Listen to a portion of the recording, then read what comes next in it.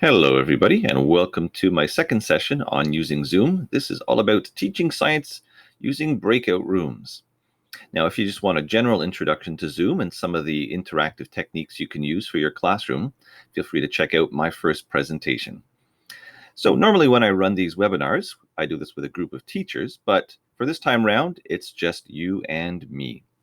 So I'll try to simulate as much as we can that teacher interaction, and you'll get a sense for how breakout rooms work using Zoom. I find they are an invaluable part of my online teaching practice. Okay, here we go. So the goals for this session is to highlight the tips and tricks for using the breakout rooms and to simulate part of a science lesson. I think it's really important for teachers to see and experience Zoom from the student side of things. Now, because this is a recorded webinar, that's a little more difficult, but I hope you'll still get a sense of that. But you should definitely practice either with a group of teachers or even on your own using the breakout rooms and seeing it from the student perspective. So, first of all, getting set up with Zoom. One of the tricks with Zoom is you have different versions of it available for different systems. So Zoom works best when you're working off of a laptop or a desktop machine, either Windows or Mac iOS. If you're using a Chromebook, if you're using a tablet, and especially a phone, you will have a much more limited version of Zoom available to you. So strongly advise, especially for you as the host of the Zoom meetings, that you run your Zoom off of a laptop or a desktop.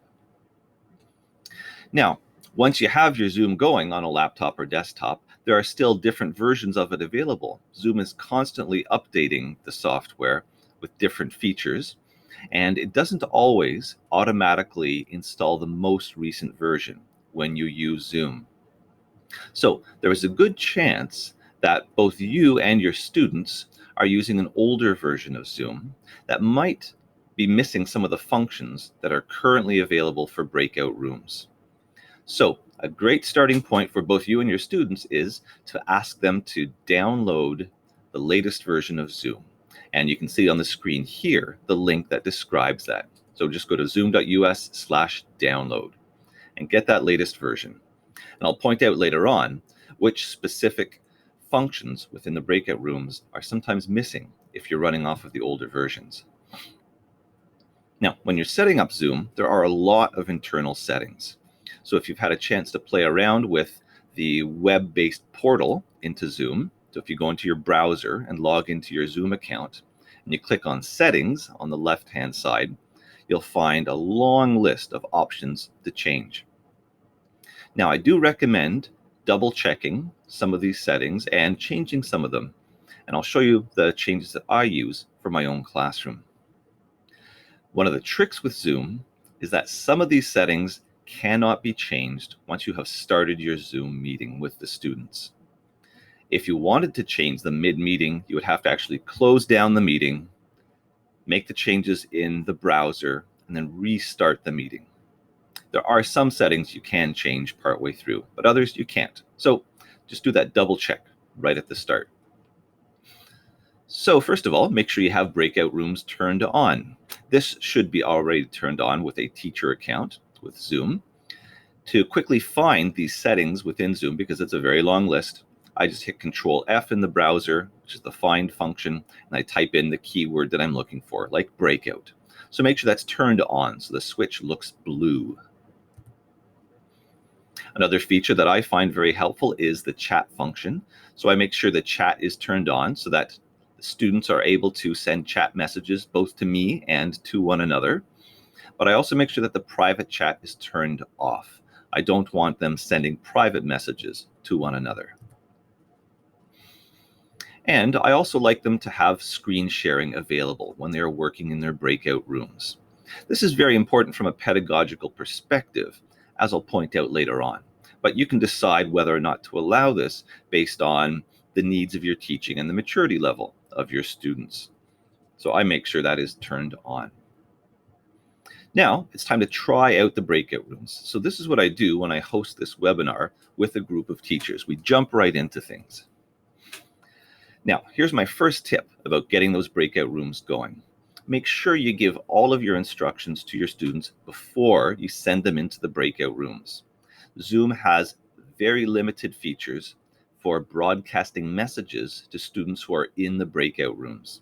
Otherwise, you're limited to visiting each room one at a time to give them more detailed instructions or to provide them with links, for example. Now, to start the breakout rooms, you can find the controls at the bottom of your Zoom window screen. So if you scroll your mouse down to that area, a bar will pop up at the bottom with all of your Zoom controls. And the breakout room symbol is that set of 4 squares. Now, depending on how you have your Zoom window set up, its size, and other windows that you might have open, you might not actually see this button. And so look for it under the More button, the 3 dots and the word More. So if you're ever looking for a control that you're pretty sure is there, but you can't find at a particular moment, always check under More. Now, there are some versions of Zoom where this function is simply not available. And that's why you should always run your Zoom meetings off of your laptop or desktop with the most recent version. Okay. So once you select the breakout room control, you'll get a window that looks something like this. So I have pre-assigned, I have pre-created the rooms that I want my students to use. I label them based on the groups that students participate in my classes. So I have groups A1 through 4 set up, and I have groups B1 through 4 set up for my in-person classes. And I want my students to use the same groups in class and online. So I have the groups, I have the rooms labeled with their group numbers, and I use the feature to allow students to choose which room to go into. So when you use the breakout room control, you can use the options, select the options down in the bottom left corner, and then click on Allow Participants to Choose Room. Then, when you select Open All Rooms, the students will see that breakout button appear in their Zoom window. When they click on that, it'll bring up the list of available groups or rooms. They click on the room that they're supposed to go to, and then they've made their way into their breakout rooms. Now, this is one of the features that might not be available to students depending on the version of Zoom that they are using. So it's a relatively newer feature that allows the participants to choose their own breakout room. So if that feature is not available to students, when I first started my Zoom classes using the breakout rooms, it was roughly about half of my students who lacked that feature. Then I would simply ask them to type into the chat, what's your group number? And then I assign them into those rooms. So let's start off with our first task for you, the teachers who are participating in the webinar. So I'll be simulating this for you. So I'm going to open up the breakout rooms. You get to pick which room to go into. I don't have pre-assigned groups for you. That's fine. And I always encourage folks to turn their cameras on, especially when you're working in the breakout groups. It really helps with the social interactions. And there's my instruction for students if you're unable to select your own room. And this is a very quick, simple activity. You're just going to say hi to the folks who are there. Practice sending a chat message to one another, to the people in your breakout room. And then once you've done that, you can leave the room and head back to the main classroom. So really the purpose for this first task is to give you a quick taste of what it's like to go in and out of breakout rooms. So you know what your students will be experiencing when they try this for the first time. Now, I do have some instructions for you in case you forget what you're supposed to be doing. And these instructions are found at this link here. So I'm going to copy this link and paste it into your chat. So because I'm setting this up, you can see what I'm doing here. So I've just copied that link address. And I'm going back to my Zoom meeting. And now I'm going to find my chat controls.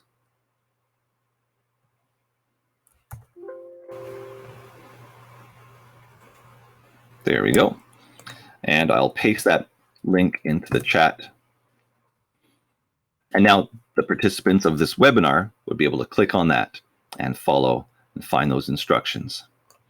Okay, so now we're going to go into those breakout rooms. Because I'm using a screen recorder to create this webinar, you get to see the Zoom controls that I'm using, which is not normally available, not normally visible to the people who are participating in my workshops. So in order to activate the breakout rooms, I go to the top under More. It's hiding there, Breakout Rooms. There's the rooms that I have pre-created. I'll look at the options. I want to allow the participants to choose their own room. Everything else looks good. And now I will open those rooms. So if you are a participant of this webinar, at this moment you would not see a breakout room button. As soon as I hit Open All Rooms, now that breakout room button appears for you. Okay, so in this particular version of our webinar, I just have one participant. This person, let's see who showed up today, Buddy. And right now, Buddy has not joined into a breakout room. Maybe Buddy's having some difficulties. So I can go up here, assign to group A1. And now on my list here, I can see that in group A1, we have this person, Buddy. Okay, I'm going to join Buddy in group A1, and then we'll get a peek of what the breakout rooms look like. So it just takes a moment for Zoom to send us over into this breakout room.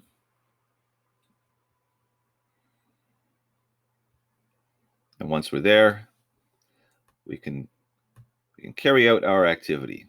So I'll just turn on the video for Buddy. And hey, what do you know? There's Buddy.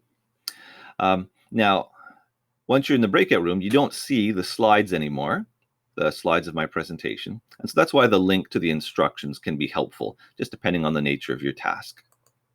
So once we're in the breakout room, Buddy turns on the chat feature, and in the chat, gives me a hi. So that appears there. I can also see it by opening up my chat window. Okay, so we've said hi. We've performed our very simple task. And now we're ready to leave our breakout room. So the button at the bottom right-hand corner, Leave Room, gives you, at least for the host, a variety of options. So we just want to leave the breakout room. So Buddy is still in this breakout room, and I'm back into the main session. Now, here's one of the annoying features of Zoom. When you go in and out of breakout rooms, it resets the setup that you have put together for your class. So for example, it's muted my microphone, so I would turn that on. But any other windows that I've arranged as part of Zoom, the chat, the participant window, and so on, they've all disappeared. And so I would have to reset those elements up. Okay, so now if I go back to my breakout room controls, I can see Buddy is still in that room. He might be a bit confused. He's not sure what to do. So I want to close those rooms and bring all the participants back into our main session. So I'll close those rooms. It gives a short countdown. And voila, Buddy has returned. So I'm going to close this window here. Okay, and I will return to our presentation. And there we go. I will also turn off the video for Buddy. Thank you, Buddy. Okay. There we are. I'll just make me a little bit bigger. So that was just a quick task to get folks used to the experience of going in and out of the breakout rooms. So what you saw was what we call pre-assigned breakout rooms, where I had already set up the rooms and given them their labels. So you can do this through the Zoom web portal. When you set up your meeting, there's an option that allows you to do the breakout room pre-assign. And so that just saves you a bit of time, so you're not always setting up the number of meetings or the number of rooms that you need. and taking the time to rename them so the students can identify where they need to go. That can be all done in advance. There's a more sophisticated feature that Zoom has available, which allows you to pre-assign specific students to the individual breakout rooms. This is ideally what I would like to do. However, the TDSB has not set up this feature of Zoom properly, and it will only work if the student has created a proper Zoom account using their TDSB email address. Now, this is not the case for the majority of students who use Zoom to participate in your classrooms. When they just follow the link that you send them to join in your Zoom class, that does not create a formal Zoom account for them using that TDSB email address. So unless they have that, then you cannot pre-assign them to these rooms. So that would be a very handy feature, because at the click of one button, it would send everybody into the appropriate room. So it'd be very quick and easy. Unfortunately, the TDSB has not set that up properly for us to be able to use that. So don't even try. Okay, so that's unfortunately one of the downsides of our current setup with Zoom. But I still use the pre-assigned breakout room feature to actually create and label the appropriate rooms that I use. So you saw my trick of assigning students to a room.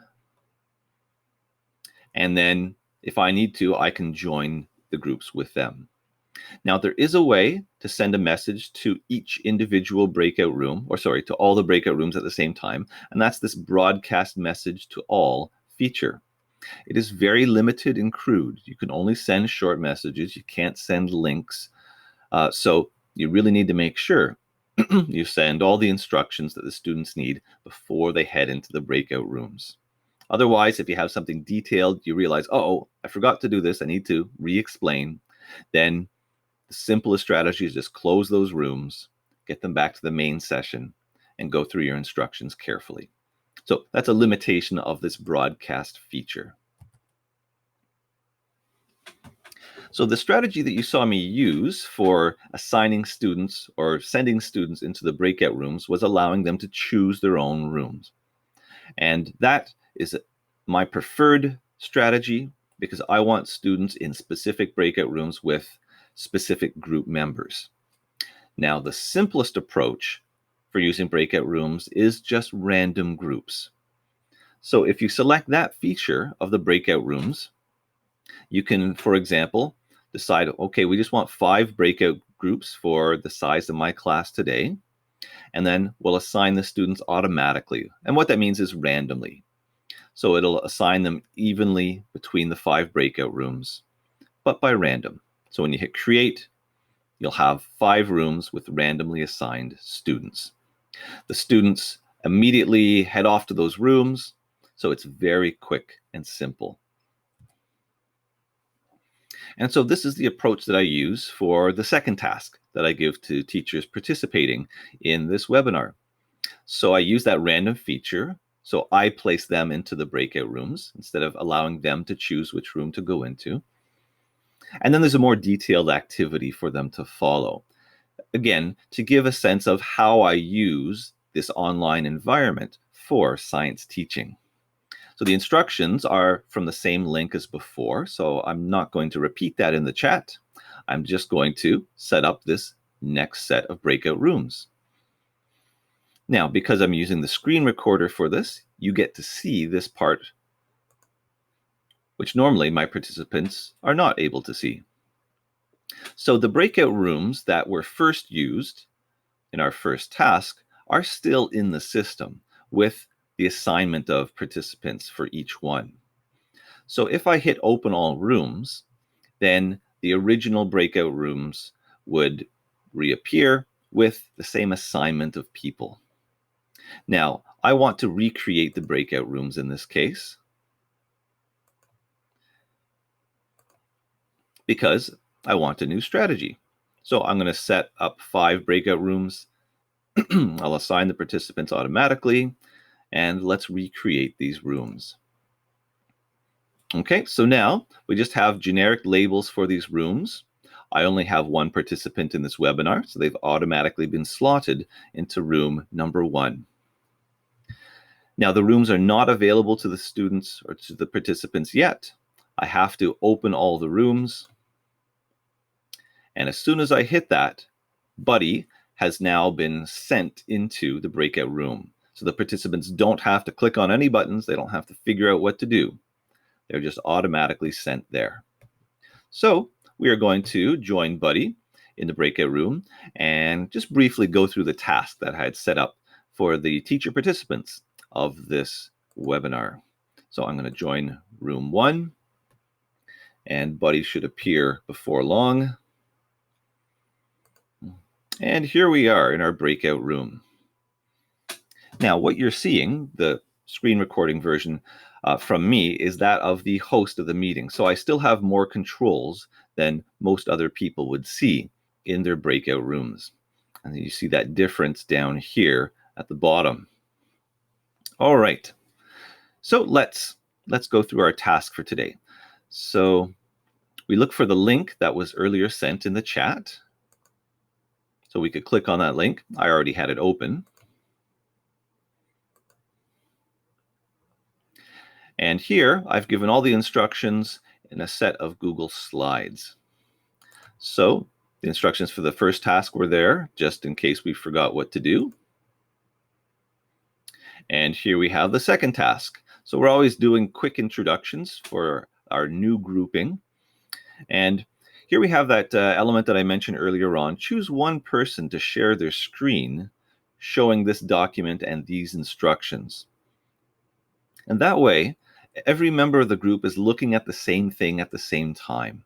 That's really helpful for increasing the quality of the collaboration that's taking place in your class. Okay, so let's do that. And in fact, I'm going to go back to the Zoom window here. And now I'm going to start to control things using Buddy. So I want Buddy to open up that file and then start to do the screen sharing. And that way you'll see what things look like when somebody starts to do that. Okay, so Buddy just opened up the Google Slides, and now Buddy is starting the screen share.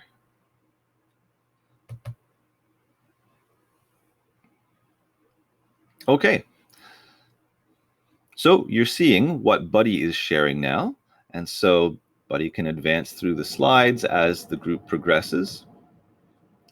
Right, the next step in the task is everybody just practicing typing in their name. So here we're just practicing using a Google Doc, basically. Get the hang of that. And then on to the main event. So here we have a video that I've asked students to watch. And this is when I find it's especially important for one member of the breakout room to share their screen, especially when you're looking at something that you want to discuss. In this case, our video. So, video is coming up here. I'm going to expand that. And so this is all being controlled by Buddy. All right, so we have this video going here, and we had some instructions that we were told to follow. So we're going to watch the video, we rewatch it and pause during each close-up of the model, and we want to discuss with the group what part of a circuit does each part of the model represent. Okay, so this is going back to Buddy's screen here. So for example, Buddy might pause it there and we discuss what does this white rail represent? What part of an electric circuit does it represent? So we have that discussion, and then Buddy unpauses. And so this is a really helpful way to focus the attention of the group as a whole in this online environment. Otherwise, you're not sure what the other person is looking at. There's a good chance the other person is working ahead or falling behind, and then the group dynamics just don't mesh. So being able to share your screen while working in the breakout groups is really helpful. And then for me, so not Buddy, but for me, I would just go to I could change my screen. If I have a task to do, I would type things into my Google Doc and then go back to what the group as a whole is seeing. Okay, and then if we look at our instructions, so Buddy has done that, and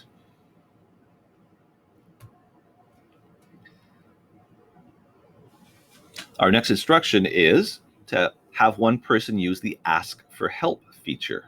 Okay, so again, this is what Buddy is going to do. So there is a handy Ask for Help feature that's available, and I'll show it on this side here. So I'm viewing Buddy's screen. Right, the Ask for Help feature doesn't appear in my window because I'm the host and people would be asking me for help. So what Buddy's doing is going to the top of the screen because he's sharing his screen at the moment. And under the More, there's an option that says Ask for Help. If you're not sharing a screen, this appears at the bottom along with all the other Zoom controls. So Buddy has just asked for help. And if I go to my Zoom meeting here, I would get a message that appears in my window saying that so-and-so in this room is asking for help. Would you like to join them? At the moment, it's not showing that to me because I'm already in the room with them.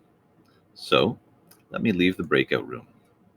So I could be in a different breakout room helping other students. I could be in the main room if I hang out there waiting for students to visit me and ask for help. So now I'm going to ask for help. Okay, and then we see this message here. Yes, thank you. Whenever I return to the main room, it mutes my microphone. Thank you, Zoom. Okay, so I could select this Join Breakout Room, which would send me directly to Buddy's room, room number 1. Or if I'm busy with other students, for the time being, I just hit the button for later. So that was the last element in the work for Buddy. And so Buddy's group is all done, which means they are ready to leave the breakout room. So I've just selected that for Buddy. And in a moment, he will appear back. There we are. Welcome back, Buddy. Appears back in the main meeting room. Okay, so let's wrap up things in today's webinar. I'm just turning off Buddy, going back to my screen share here. Okay. So we've just completed our second task of the webinar. And this is when I usually discuss with the teacher participants the pedagogy behind the instruction. So I've been explaining that to you as we go along.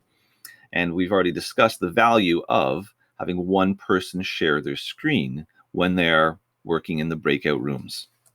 And then we have a quick discussion about electricity, because after all, this is about science teaching. So one final tip for you. I strongly advise whenever you're trying out new things using Zoom that you create a practice meeting. So it's just you, and then you log into your meeting using a separate TDSB device. So this is what I've done, and that version of me being called Buddy. Now, sometimes there is a glitch with this. You have to go into your settings and change a feature or turn on a feature that allows for co-hosts. Because you are the controller of the meetings, when you log on a second time, it understands that you should be in charge of things, but it's confused because it looks like there's more than one host. So you have to allow there to be more than one host or to have co-hosts. So turn on that setting. Then once you start the meeting, in the participants panel, you can select on the other version of yourself, and you can withdraw the co-host privileges from that one. And that way, you see the version of Zoom with reduced controls, which is similar to what your student participants would see. So this is a very valuable way of testing what the Zoom how the Zoom system works and what it looks like from the student point of view. Because unfortunately, if you're just seeing things on the host end of things, there is a lot of small details that are different, and that can create a lot of confusion for the students, and it makes it difficult for you as the teacher to provide very clear instructions for the students to follow. That is, what to click in Zoom, and specifically, what to do. So, very helpful tip. So, good luck with your teaching using Zoom. I hope you found this session helpful. If you're looking for my various science resources, you can find those in the first link there. If you're looking for this presentation and you want to go back over it again carefully, then that will be the second link. If you're looking for a very thorough introduction to Zoom, showing all the basic steps of just setting up the meeting and using many of these features, then follow that third link, which is a webinar created by Zoom. Just skip the first 5 minutes where they talk about the different licenses and packages that they're trying to sell you. So good luck, everybody. I hope you enjoyed the session. Bye-bye.